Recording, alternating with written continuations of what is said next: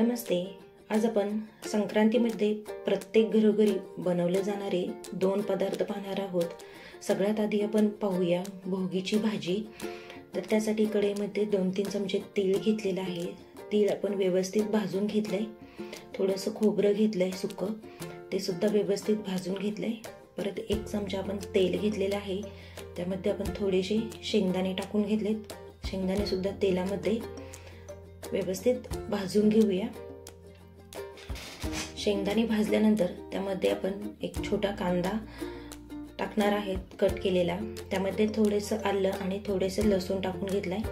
तर कांदा सुद्धा व्यवस्थित असा भाजून घेऊया आणि या सगळ्याची आपल्याला मिक्सरला पेस्ट करून घ्यायची आहे। वाटताना त्यामध्ये थोडीशी कोथिंबीर वाटायची आहे। तर त्याच कढईमध्ये परत आपण थोडंसं तेल घेतलंय। तेल गरम झालं की त्यामध्ये आपण जिरी, मोहरी, हिंग आणि कढीपत्ता याची फोडणी देऊया।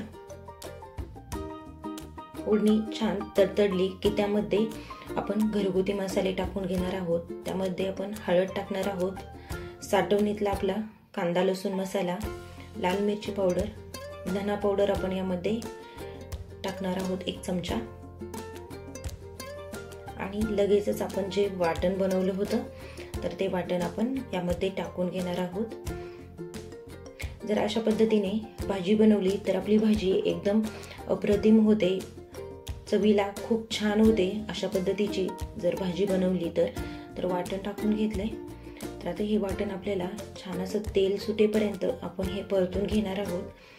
वाटण छान परतलं की आपल्या भाजीला चव देखील छान येते आणि रंग अगदी सुरेख येतो, छान अशी तर्री येते आपल्या भाजीला। त्यामुळे आपल्याला हे वाटण छान परतून घ्यायचं आहे। तर इथे आपण अगदी तेल सुटेपर्यंत हे वाटण परतून घेतलेलं आहे।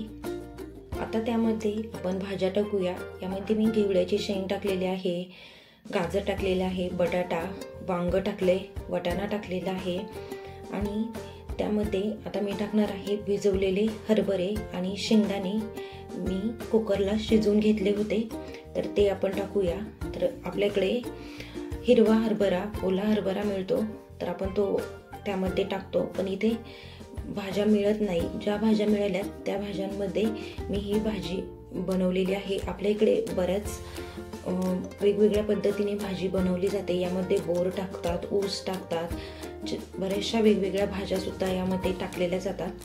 पण मला जेवढ्या भाज्या मिळाल्या तेवढ्या भाज्या मी यामध्ये वापरलेल्या आहेत। तर भाज्या टाकल्यानंतर व्यवस्थित आपल्याला हे 1-2 मिनिट मसाल्यांमध्ये ह्या भाज्या परतून घ्यायच्या आहेत। व्यवस्थित अशा मसाल्यांमध्ये भाज्या आपण ह्या मिक्स करून घेतलेल्या आहेत। तर आता आपण यामध्ये टाकणार आहोत गरम पाणी। तर गरम पाणी आपण टाकून घेतलेलं आहे, मिक्स करून घेऊया।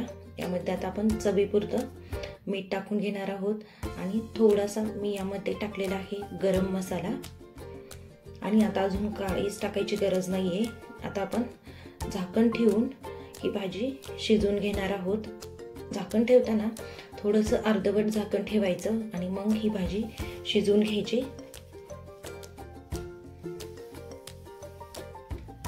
तर आता आपण हे झाकण ठेवून ही भाजी शिजवून घेऊया। तर अशा पद्धतीने भाजी बनवली तर एकदम छान आपली भाजी तयार होते। तर इथे आपली भाजी व्यवस्थित अशी शिजली गेलेली आहे। तर एकदम परफेक्ट अशी आपली भाजी तयार झालेली आहे। रंग पण सुरेख आलाय आणि वास पण खूप छान येतोय भाजीचा, अगदी मस्त तर्री आलेली आहे आपल्या भाजीला।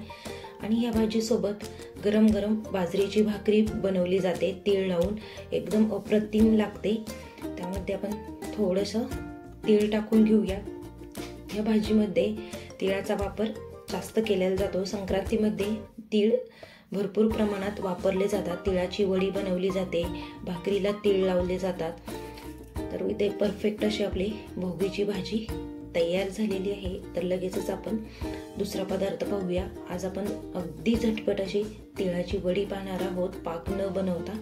तर कढईमध्ये मी 1 वाटी तीळ घेतलेले आहेत। तीळ आपल्याला थोडेसे भाजून घ्यायचे आहेत। तीळ भाजताना गॅस आपल्याला कमी ठेवायचा, कारण तीळ खूप पटकन भाजले जातात आणि सतत एकसारखं हलवत राहायचं। तर इथे आपले तीळ भाजले गेलेले आहेत. थोडेसे तीळ तडतडायला लागले की आपण लगेचच हे तीळ काढून घ्यायचे. तर आता त्यामध्ये आपण पाव वाटी शेंगदाणे टाकूया. शेंगदाणे सुद्धा आपल्याला भाजून घ्यायचे आहे. शेंगदाणे भाजून थंड झाल्यानंतर शेंगदाण्याचे आपण साल काढून टाकणार आहोत. त्यामध्ये परत आता आपण पाव वाटी सुकं खोबरं घेतलंय, ते सुद्धा आपण भाजून घेऊया. आणि हे सर्व थंड झाल्यानंतर आपण मिक्सरला बारीक करून घेणार आहोत. तर परत कढईमध्ये ज्या वाटीने आपण साहित्य घेतलं होतं त्याच वाटीने बरोबर 1 वाटी मी चिरलेला गूळ घेतलाय. त्यामध्ये 2 चमचे मी पाणी टाकून घेतलंय. आणि आता आपल्याला हा गूळ फक्त वितळून घ्यायचा आहे, त्याची पाक बनवायची गरज नाहीये गुळाचा. तर गूळ व्यवस्थित असा वितळला गेलाय. गॅस कमीच ठेवायचा. आता त्यामध्ये आपण 1 चमचा तूप टाकून घेऊया. आणि ज्या भांड्यामध्ये आपल्याला वडी बनवायची आहे त्या भांड्याला आधीच तूप लावून ठेवायचं, म्हणजे गडबड होणार नाही. तर तूप टाकून घेतलंय, एकदा मिक्स करून घेऊया. तर गॅस आपला कमीच आहे. आता त्यामध्ये आपण जे मिक्सरला पावडर बनवून घेतली होती तर ती टाकून घेऊया. आणि त्यामध्ये मी थोडीशी वेलची पावडर टाकलेली आहे.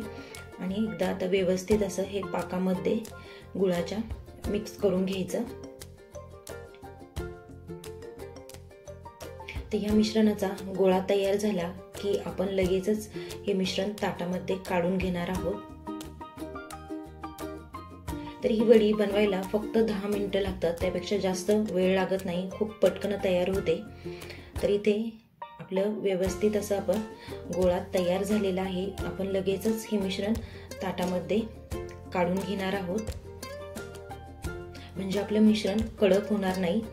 आता हे ताटामध्ये आपण पसरून घेऊया. हाताने न पसरता मी वाटीने हे पसरणार आहे. वाटीला मी थोडंसं तूप लावून घेतलं होतं, म्हणजे वाटीला मिश्रण चिकटणार नाही.